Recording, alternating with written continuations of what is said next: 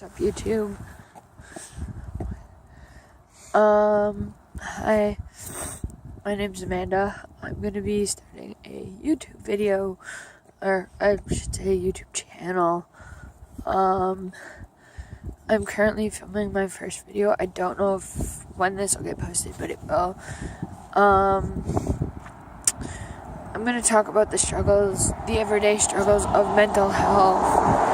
Now, you're probably wondering why I'm out at 2:24, early Thursday morning. I just got out of the hospital. I had a bit of a panic attack.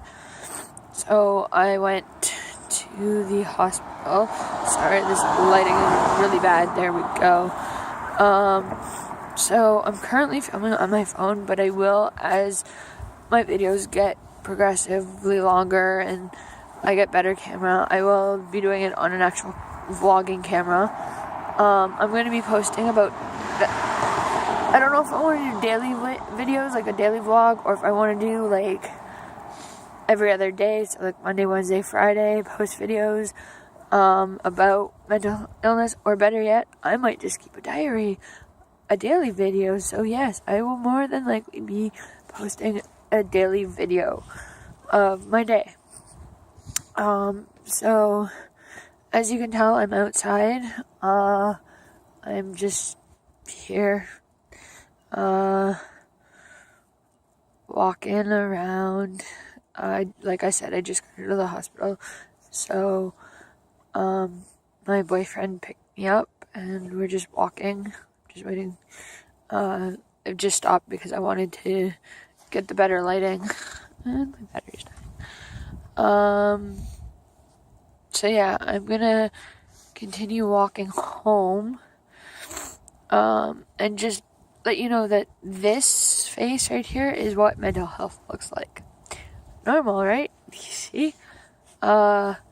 People think mental health means that you're broken, you struggle. Yes, you do struggle. There are days where I don't want to get out of bed.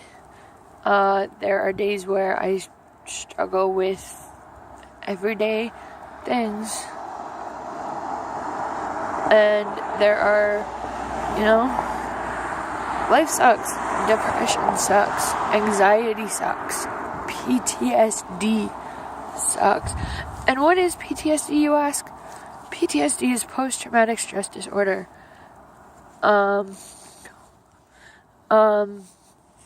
Yes, like I was saying, PTSD is post-traumatic stress disorder. Most of you may know that already, most of you may not. Most of you are probably wondering, well, you don't look old enough to be out of the military. That's the stigma that everyone says. That is PTSD. PTSD does not mean you were in the military, you were in the army, you were in the Navy.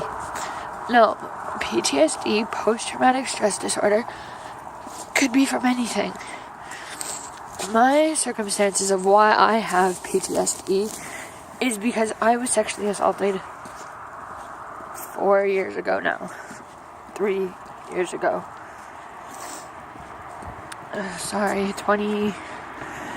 The end of 2013, so this is now almost the end of 2017.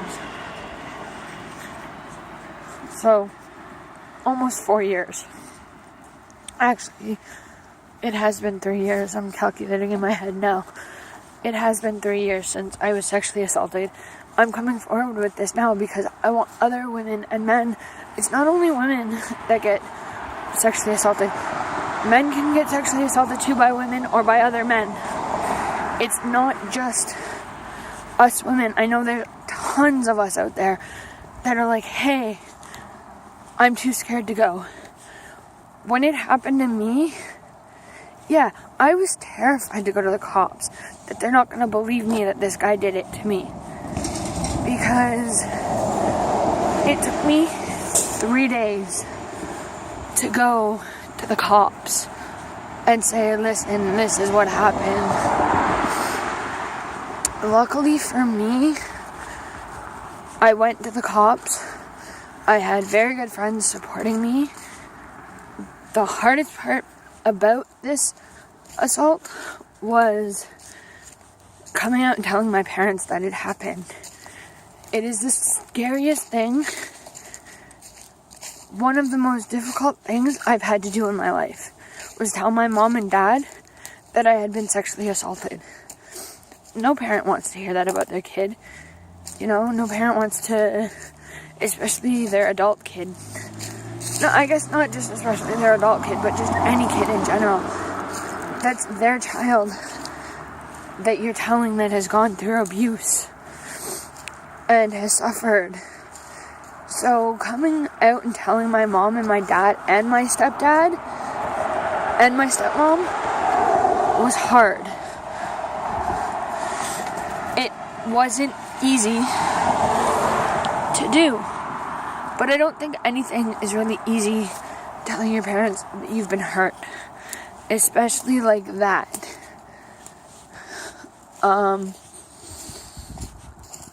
It was by far one of the hardest things, like I said, I had to do in my life. Was to finally come out and tell my parents that I was going to court, that I was putting this guy in jail because of what he did to me. Luckily, and thank God, I had at the time, a very supporting boyfriend, who unfortunately I'm not with now because things happened and we're no longer together. So, but at the time he was very supportive. He was there for me. He was a great guy.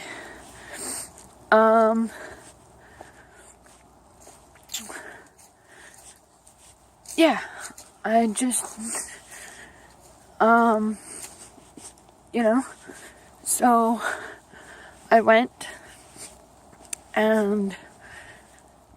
to court. When I first went to the cops, it took them literally, I'd say a day and a half to find this guy. I gave them a description of what he looked like. I gave them where he was known to hang out. They caught him, they called me, and they're like, we have him in custody. Which was great. It was a sign of relief that he was finally off the streets, not able to hurt anyone else. 6 months go by. I get called in to face this guy. And they asked me intensive questions. They asked me all sorts of things. And the worst part was, people who I thought were my friends that said they would be there for me ended up on his side of the courtroom.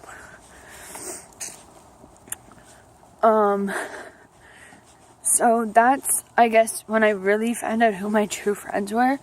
And for those of them that are watching this post, you know who you are. So I thank you very much for being there for me. So now back to the reason why. Anyways, the court date got, there was really, in my case, there was no justification. There was no justice. I was, sorry guys, hold on. I wonder if I can try and edit that out. For me, there was no justice. He got literally not even a slap on the wrist. I guess you could say a slap on the wrist. He got 1 year probation and a year where he could not have any contact with me, whether it be indirect contact, like say he talked to one of his friends that I talked to and they told me that he said something. He couldn't do that. But what happened? He broke that not once, not twice, 3 times, you guys. 3 times he broke that condition, and nothing really happened. So that's why I want to share my story with you guys. My battery's running low. I will catch you guys later, and we will continue this. Okay? If you like this video, please give it a big shoot. Please.